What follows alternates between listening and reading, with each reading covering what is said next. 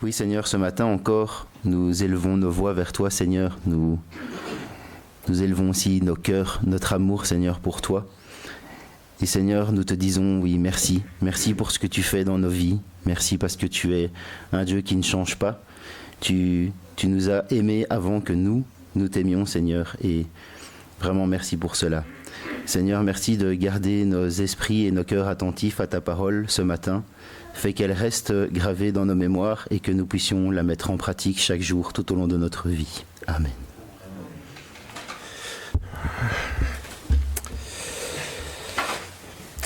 Voilà une parole qui nous rappelle un petit peu la prière de François d'Assise. Nous sommes là pour apporter l'amour au sein de la haine et j'aimerais un peu développer ce thème au cours de ce dimanche et aussi de dimanche prochain, Dieu voulant.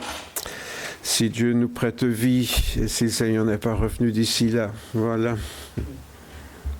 Je dis ça pour Hamid qui attend le retour du Seigneur avec impatience.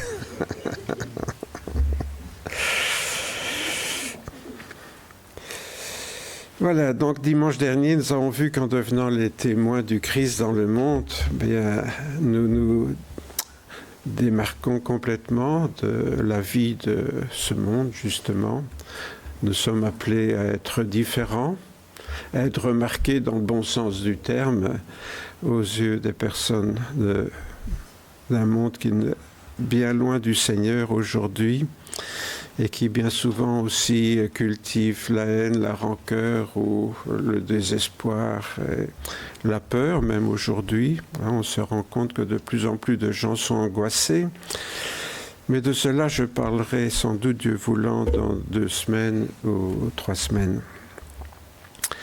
Voilà, pour l'heure, considérons un petit peu comment nous sommes appelés par le Seigneur à d'abord nous aimer les uns les autres, puisque notre témoignage, bien sûr, il est individuel, mais il est aussi communautaire. Trouver des gens qui sont pleins d'amour, c'est rare. Mais des gens qui arrivent à vivre ensemble en s'aimant, c'est encore plus rare. C'est déjà rare au sein des familles, quand on voit toutes les familles qui explosent, et où la haine vient remplacer l'amour, bien souvent. Et donc, vivre en communauté aimante est quelque chose qui est essentiel au niveau du témoignage chrétien. Donc, nous sommes appelés à nous pouvoir entretenir ces relations non seulement fraternelles, mais d'amour. Parce que fraternel, parfois, ça peut être aussi la mésentente. Donc, des relations fraternelles, parfois, c'est un peu ambigu comme expression. Alors, j'aimerais le parcourir en 24 étapes, rassurez-vous, assez courtes et réparties sur 2 dimanches. Donc, aujourd'hui, on va voir une première partie. Pourquoi je vous montre ces quelques photos? Eh bien, parce qu'on peut se dire que si les bêtes et les gosses y arrivent, pourquoi pas nous? Et Jésus, bien sûr, nous a donné la parabole du bon samaritain que vous connaissez, je n'y reviendrai pas aujourd'hui, mais où on voit que les ennemis peuvent se témoigner de l'amour. Vous savez, on oublie parfois que la parabole du bon samaritain, c'est comme si aujourd'hui un Palestinien allait au secours d'un Israélien que ses collègues ignorent. Donc, vous voyez, il faut pouvoir transposer parfois pour mieux comprendre ce que cela signifiait quand Jésus l'a raconté. Tout d'abord, dans la perspective de la fin des temps, Jésus nous met en garde contre les misères qui accompagnent le refroidissement de l'Église. Jésus nous a prévenu que dans les derniers temps, plusieurs succomberont et ils se trahiront, se haïront les uns les autres. Plusieurs faux prophètes s'élèveront et ils séduiront beaucoup de gens. Et parce que l'iniquité se sera accrue, la charité du plus grand nombre se refroidira. Mais celui qui persévérera jusqu'à la fin sera sauvé. Des temps difficiles, même au sein des églises dites chrétiennes, et j'aimerais même dire au sein des églises évangéliques, dont beaucoup actuellement ressemblent de plus en plus à des sectes, il faut bien le reconnaître, qui se croient détenteurs de la seule vérité et qui, au nom de cette vérité, jugent et condamnent tous les autres. L'un des premiers signes de ce refroidissement de l'amour fraternel, c'est quand les chrétiens, bien sûr, commencent à se critiquer et à se condamner les uns les autres. Je l'ai déjà dit, si les choses étaient aussi simples, il n'y aurait pas autant de dénominations chrétiennes, soi-disant chrétiennes dans le monde. Chacun de nous donc rendra compte à Dieu pour lui-même. Ne nous jugeons pas donc les uns les autres, mais pensez plutôt à ne rien faire qui ne soit pour vos frères une pierre d'achoppement et une occasion de chute. C'est tellement facile de se juger les uns les autres. Vous savez, nous sommes les premiers à dire que nous, on n'est pas sauvés par les œuvres, on est sauvés par la grâce. Mais on est aussi les premiers à dire « Ah, il fait ça et il est chrétien ». Ce qui implique que c'est le salut par les œuvres, finalement. Donc, vous voyez, ça va tellement vite de se juger les uns les autres. De même, la perte de spiritualité alimente de lamentables jalousies qui deviennent une source de provocation. La jalousie... on sait ce que c'est dans la famille. Oh, il a un plus gros morceau de tarte que moi. Lui, il peut tout faire, moi, je ne peux rien faire. Enfin, on sait ça, nous tous qui avons des enfants. La jalousie, c'est quelque chose qui pourrit facilement la vie. Mais même au sein d'une église, et même si on ne dit rien, la jalousie, c'est quelque chose qu'on peut ressentir, qui fait que quelqu'un, on ne l'aime pas, même si on ne montre rien, parce que bien sûr on est des chrétiens bien élevés, alors en public on se comporte convenablement. Mais Paul disait, si nous vivons par l'Esprit, marchons aussi selon l'Esprit. Ne cherchons pas une vaine gloire en nous provoquant les uns les autres ou en nous portant envie les uns aux autres. Ne pas se porter envie les uns aux autres. Il a facile, lui, il n'a pas de problème d'argent. On a des pensées parfois comme ça qui viennent facilement à l'esprit et qui sont, si pas déjà de la jalousie, mais qui sont déjà bien les graines de la jalousie. Pour le croyant, donc, le risque est alors très grand de retomber dans une vie, ou au moins dans des sentiments qui étaient les siens avant de rencontrer Christ. Pourquoi je parle de sentiments qui étaient les nôtres avant de rencontrer Christ ? C'est pas parce qu'un jour j'ai dit « Ah voilà, merci Seigneur parce que tu es mort pour mes péchés » que moi je change. Pas forcément dans des péchés grossiers, mais justement dans des petites jalousies, dans des mauvaises pensées envers l'un ou l'autre. Rappelle-leur d'être prêt à toute bonne œuvre et de ne médire de personne, d'être pacifique, modéré, plein de douceur envers les hommes. Car nous aussi, nous étions autrefois insensés, désobéissants, égarés, asservis à toute espèce de convoitise et de volupté, vivant dans la méchanceté et dans l'envie, dignes d'être trahis, et nous haïssant les uns les autres.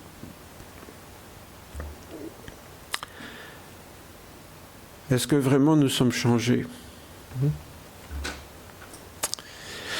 Seule une entière soumission à l'esprit peut vraiment engendrer un amour suffisant pour écarter tout risque de division destructrice. Une entière soumission à l'Esprit Saint. Nous laisser conduire par l'Esprit de Dieu en toutes choses, notamment dans la méditation de sa parole, puisque le Saint-Esprit ne nous apprend rien, il nous rappelle. Jésus a dit, le Saint-Esprit vous rappellera toutes choses. Donc le Saint-Esprit est là pour nous rappeler ce qu'il nous a été enseigné dans la parole du Seigneur. Et je parle de la parole du Seigneur Jésus, dans la Nouvelle Alliance. Dans l'Ancienne Alliance, il est dit tu haïras ton ennemi et tu aimeras ton ami. C'est pas de ça dont je parle ce matin. Toute la loi est accomplie dans une seule parole, dans celle-ci. Tu aimeras ton prochain comme toi-même. Mais si vous vous mordez, vous dévorez les uns les autres, prenez garde que vous ne soyez détruits les uns par les autres. Je dis donc, marchez selon l'esprit et vous n'accomplirez pas les désirs de la chair. Toute la loi est accomplie dans cette seule parole. Tu aimeras ton prochain comme toi-même. Même les pharisiens avaient compris ça. Lorsque quelqu'un demande à Jésus qu'est-ce qu'il faut faire pour hériter le royaume de Dieu, Jésus lui dit qu'est-ce qu'il est écrit dans la loi.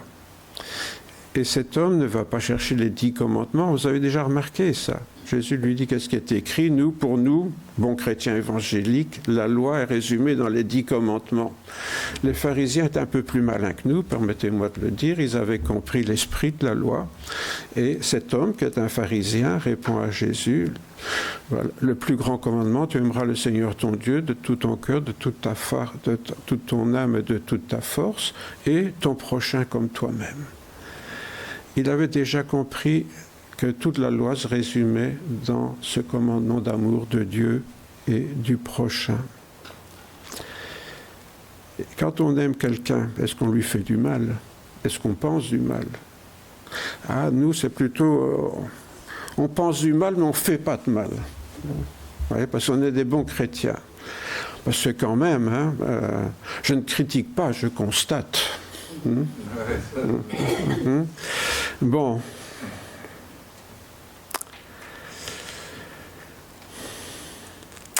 Voilà un couple où la jeune fille dit « Est-ce que tu m'aimes ?» Et le garçon, il dit « Ben oui, je t'aime bien. »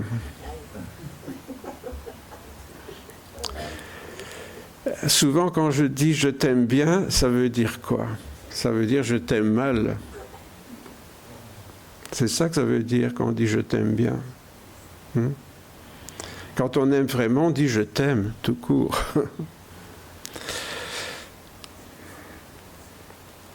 Quels sont nos sentiments les uns envers les autres? Est-ce que nous nous aimons bien? En fait, c'est un peu ça le centre de ma réflexion ce matin. Est-ce que nous nous aimons bien? Moi, j'aime bien tout le monde ici. Mais ça veut peut-être dire que je vous aime tous très mal. Voilà. Et je vois ce que vous pensez. Il est temps qu'ils s'en rendent compte.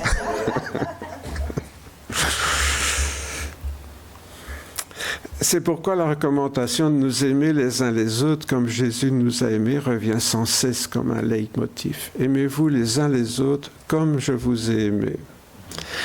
Jésus, il a dit, je vous donne un commandement nouveau. Aimez-vous les uns les autres, tu aimeras ton prochain comme toi-même. C'était déjà dans l'Ancien Testament, je viens de le rappeler. Alors, qu'est-ce qui est de nouveau là? C'est comme je vous ai aimé. Aimez-vous les uns les autres, ça existait déjà avant. Ce qui est nouveau, c'est comme je vous ai aimé. Vous aussi aimez-vous les uns les autres. À ceux-ci, tous connaîtront que vous êtes mes disciples, si vous avez de l'amour les uns pour les autres. Avoir de l'amour les uns pour les autres comme Jésus nous a aimés. La question que je me pose, que je vous invite à vous poser, est-ce que j'aime mes frères? Est-ce que je me soucie d'eux? Est-ce que je suis attentif à leurs besoins? Est-ce que je suis prêt éventuellement à accepter certains désagréments pour mieux les aimer?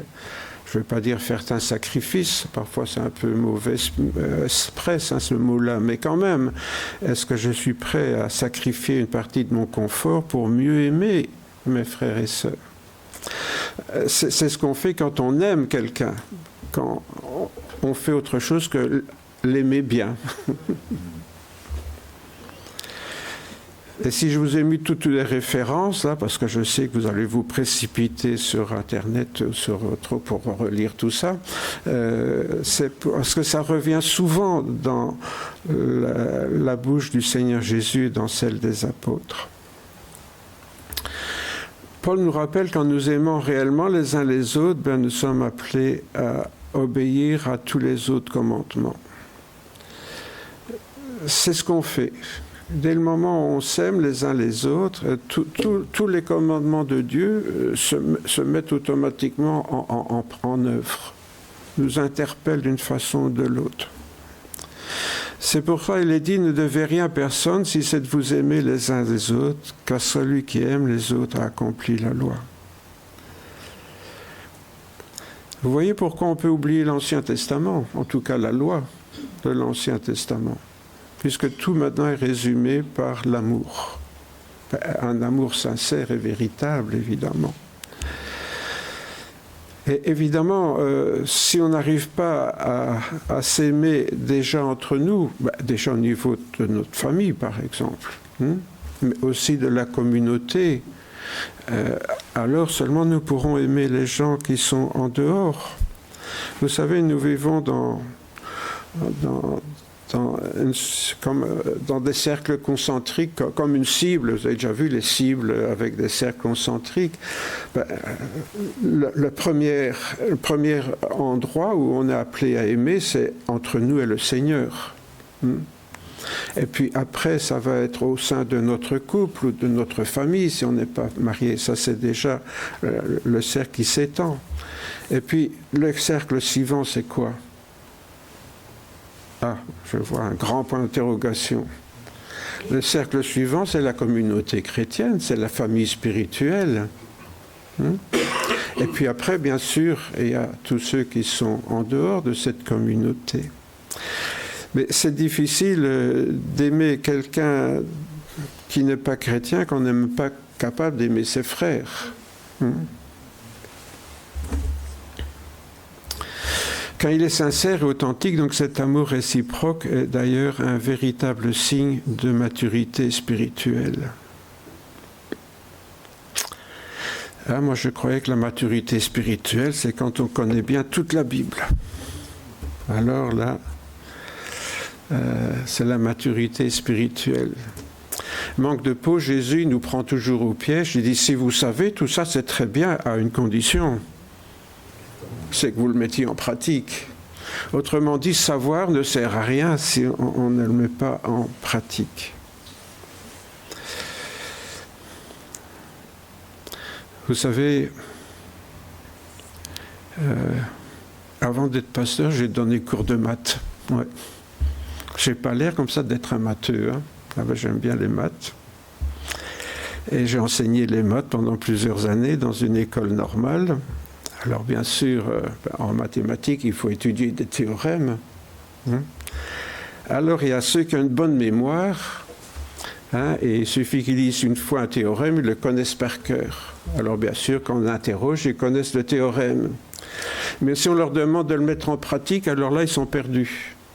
Ils le connaissent par cœur, mais ils sont incapables de le mettre en pratique dans un exercice. Alors à quoi ça sert de connaître le théorème par cœur ? Oui.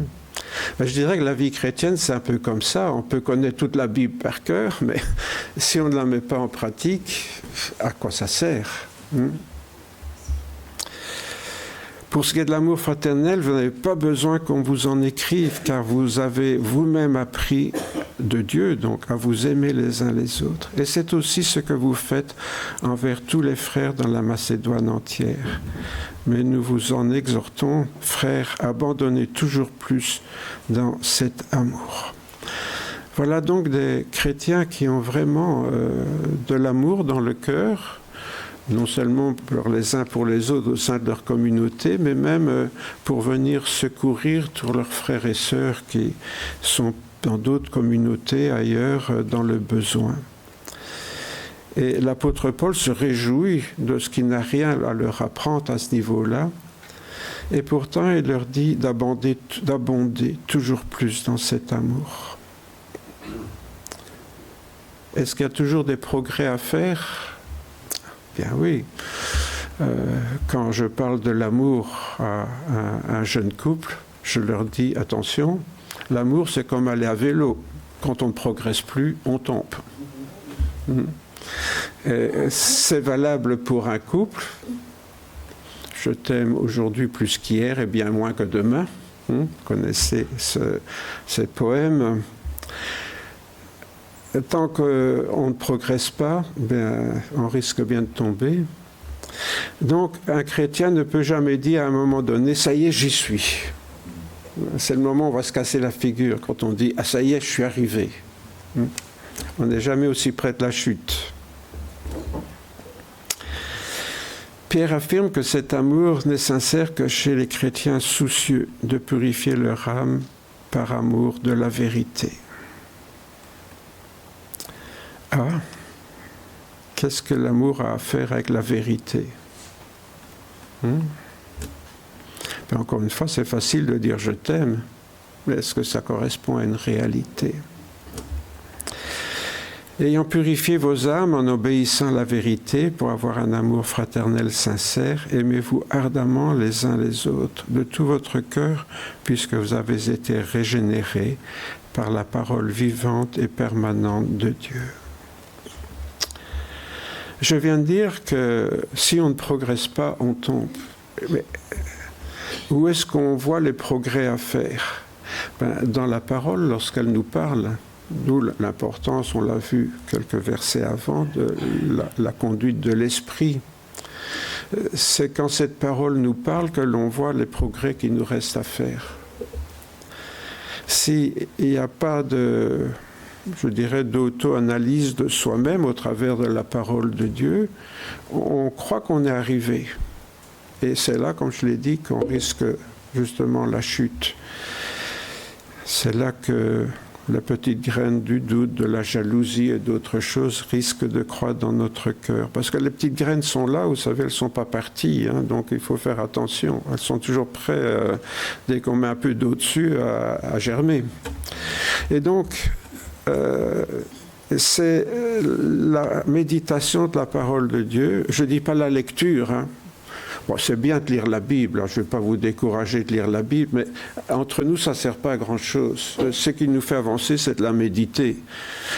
Autrement dit, c'est de la digérer. En hébreu, méditer, c'est ruminer. Alors, vous savez comment font les vaches quand même. On vous avait appris ça à l'école.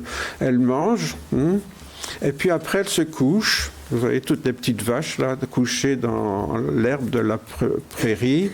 Et que font-elles? Elles ruminent. Alors, elles font quelque chose qui est un peu dégoûtant. Elles vont rechercher ce qu'elles viennent de manger et elles le mangent une deuxième fois. Eh bien, c'est comme ça qu'on lit la Bible. Vous voyez? Si vous l'avez lu et qu'il n'y a rien qui remonte, c'est que c'est déjà parti aux oubliettes. Mais méditer, c'est ça, c'est ruminer, jusqu'à ce que ça devienne une partie de nous-mêmes. Vous connaissez, on est ce qu'on mange. Bien, voilà. À partir du moment où cette parole devient une partie de nous-mêmes, alors on fait des progrès. Parce qu'on voit, oui, tiens, là j'ai encore un petit progrès à faire. Ah oui, tiens, cette sœur-là, j'ai dit des choses désagréables à son sujet. Là, c'est pas très gentil ce que j'ai fait. Je suis en train de la juger. Roger, fais attention là. Ton esprit critique, c'est bien, mais il ne faut pas qu'il soit mal employé, etc. Vous voyez? Donc, quand on médite la parole de Dieu, ça nous parle et, bien sûr, on progresse. On progresse dans l'amour fraternel sincère, c'est-à-dire vrai, authentique. C'est là qu'il est important de prendre conscience de la vérité et de s'y soumettre, chacun selon ses besoins, bien sûr. La réciprocité est importante aussi pour la qualité de la relation fraternelle, où alors tout le monde apporte sa contribution. D'une certaine façon, recevoir l'amour sans être prêt à en donner soi-même, c'est un peu tricher. Beaucoup de gens veulent être aimés et font des tas de choses pour être aimés. Vous savez, quand les enfants sont petits, souvent ils font les intéressants, comme on dit.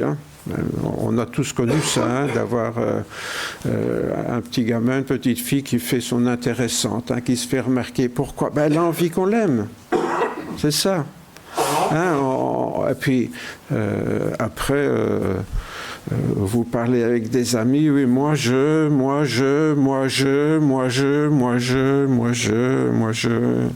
Toi, ça va? Bon, plus tard, hein. Voilà. Bon. C'est ça, on veut se mettre en valeur, on veut faire les intéressants, ça dure jusqu'à la mort parfois. Autrement dit, on veut tous être aimés. Mais est-ce qu'on est prêt à se préoccuper des autres et à aimer? Parce que vouloir être aimé sans vouloir rendre cet amour, c'est un peu tricher. Hein. Vous vous rappelez ce que je disais il y a quelque temps, qui est bien connu, la différence entre le lac de Galilée et la mer morte. Hein. Bon, si on reçoit, c'est pour donner. Si on reçoit sans donner, on meurt. Hein. Et l'amour meurt aussi. Vous savez, c'est ce qui se passe dans certains couples, où c'est toujours le même qui donne, et l'autre qui ne donne jamais rien. À un moment donné, celui qui donne, il s'épuise, et puis il finit par en avoir marre. Et l'amour, même son amour finit par s'éteindre, parce qu'il s'épuise à ne rien recevoir en retour. Et si c'est vrai dans un couple où on vit ensemble, c'est encore plus vrai dans des relations fraternelles au sein de l'Église. Alors, c'est bien de dire, tiens, à l'église, tout le monde m'aime bien. Presque, pas lui. Hein. Mais voilà. Mais peut-être s'il ne nous aime pas, c'est peut-être parce que nous, on ne l'aime pas. Voilà. Que le Dieu de la persévérance et de la consolation vous donne d'avoir le même sentiment les uns envers les autres. Ça doit être réciproque. Hein. Selon Jésus-Christ, afin que tous ensemble, d'une seule bouche, vous glorifiez le Dieu et Père de notre Seigneur Jésus-Christ. Vous savez, la louange au culte est importante parce que c'est un partage où on est en communion dans l'amour que nous rendons à notre Père Céleste et au Seigneur Jésus-Christ. Et ces moments de communion, c'est aussi des choses qui rapprochent les uns des autres. Regardez tous les gens qui soutiennent un club de football, comme ils sont rapprochés dans le stade, comme ils s'aiment, comme ils se soutiennent, et comme ils détestent l'équipe d'en face, mais ça c'est... mais... Quand on est vraiment fixé, je dirais... sur la personne du Seigneur, on se rapproche les uns des autres. Pourquoi? C'est ce qu'on dit aux enfants, hein. C'est comme la pyramide, hein. Au bas elle est dispersée, mais si tous les chrétiens qui sont en bas se rapprochent du Seigneur, ils vont forcément se rapprocher les uns des autres, ça ne peut pas rater. Donc quand on se rapproche les uns des autres, c'est parce que soi-même on s'est rapproché du Seigneur et on va se sentir plus proche parfois de certains, oui, parce que cette personne est plus proche du Seigneur aussi, vous voyez, mais il ne suffit pas de dire on est bien à quelques-uns, non, il faut entraîner les autres en les aimant et les aider aussi à se rapprocher du sommet. Pierre affirme que la pratique de cet amour réciproque nous encourage à ne pas propager les péchés de nos frères et sœurs, mais de faire preuve de discrétion. Avant tout, ayez les uns pour les autres une ardente charité, car la charité couvre une multitude de péchés.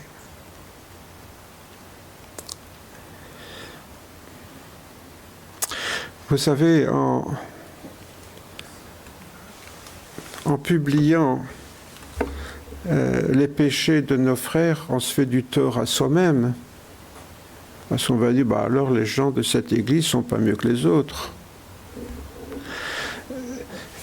C'est comme dans un couple. Si je commence à raconter à tout le monde les défauts de ma femme, enfin, elle n'en a pas beaucoup, hein, je les ai pris sur moi, mais...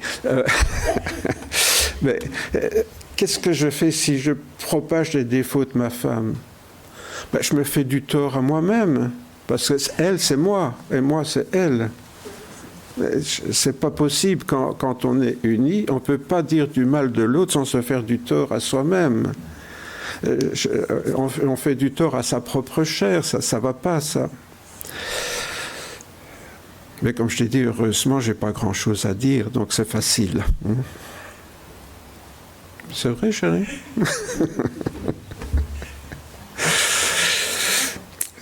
Mais, par contre, au sein de l'Église, c'est plus facile. Alors évidemment, parfois, on peut partager avec une ou l'autre personne un problème. Hein.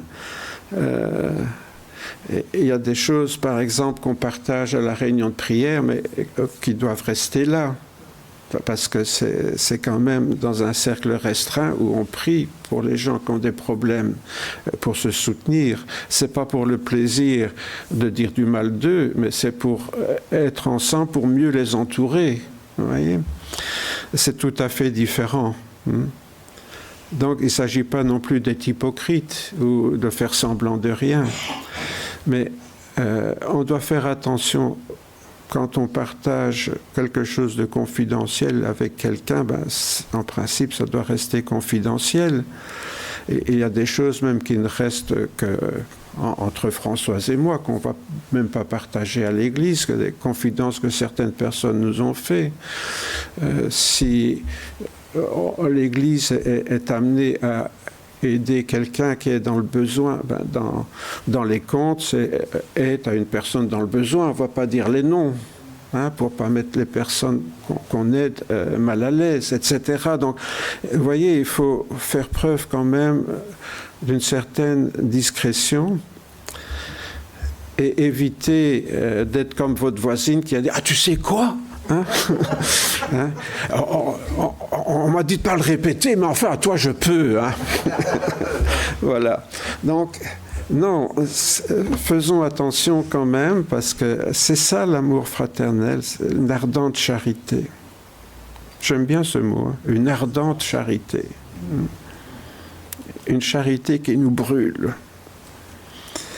Non pas brûle de répéter, justement, mais brûle de faire preuve de discrétion. Voilà, nous poursuivrons ces réflexions dimanche prochain, mais déjà maintenant, hein, je mesure l'importance des bienfaits apportés par la pratique de l'amour agapé. À chaque membre au sein de la communauté, le corps dont Jésus est la tête, ben, nous sommes tous membres, chacun pour notre part. Alors, il n'y a aucun membre qui est inutile. S'il y a un membre qu'on retire, ben, ça va faire un trou. Voyez ? Et moi non plus, je ne suis pas inutile, parce que j'ai ma place et j'ai un rôle à jouer. Et c'est vrai que c'est quelque chose, à notre époque d'individualisme, qu'on a du mal à vivre. Vivre la communauté, vivre l'idée qu'on est un seul corps et que j'ai besoin de l'autre et l'autre a besoin de moi. Je ne peux pas dire à ma main gauche, je n'ai pas besoin de toi parce que je suis droitier. Hein, mais ma main droite, elle a bien besoin de ma main gauche pour l'aider. Et on peut dire comme ça de tous les organes. Voilà, je viens d'être opéré de la cataracte, comme vous savez, mais quand il y a un œil qui ne marche plus, ça ne va pas. Hein. On ne voit plus en relief. Donc voilà, on a tous besoin les uns des autres. Et apprendre l'idée que les autres ont besoin de moi, je dirais, c'est même encore plus facile à admettre que j'ai besoin des autres, parce qu'on est tous orgueilleux. On veut bien encore admettre que les autres ont besoin de moi, mais que moi j'ai besoin des autres, ça c'est parfois plus difficile à admettre. Alors voilà, que le Seigneur nous aide, et je vous invite à méditer ces choses et à prier. Pour ça on peut être égoïste, prier pour soi-même, pour que le Seigneur nous aide dans cet amour les uns pour les autres. Seigneur notre Père, nous voulons te demander ta grâce sur chacun d'entre nous en particulier. Oui, Seigneur, ce matin, nous te prions chacun pour nous-mêmes, afin, Seigneur, que tu nous aides à aller de l'avant. Seigneur, oui, je confesse que souvent, je mets un pied par terre et voilà, je n'avance plus dans cet amour fraternel. Je suis content comme je suis et je ne progresse plus.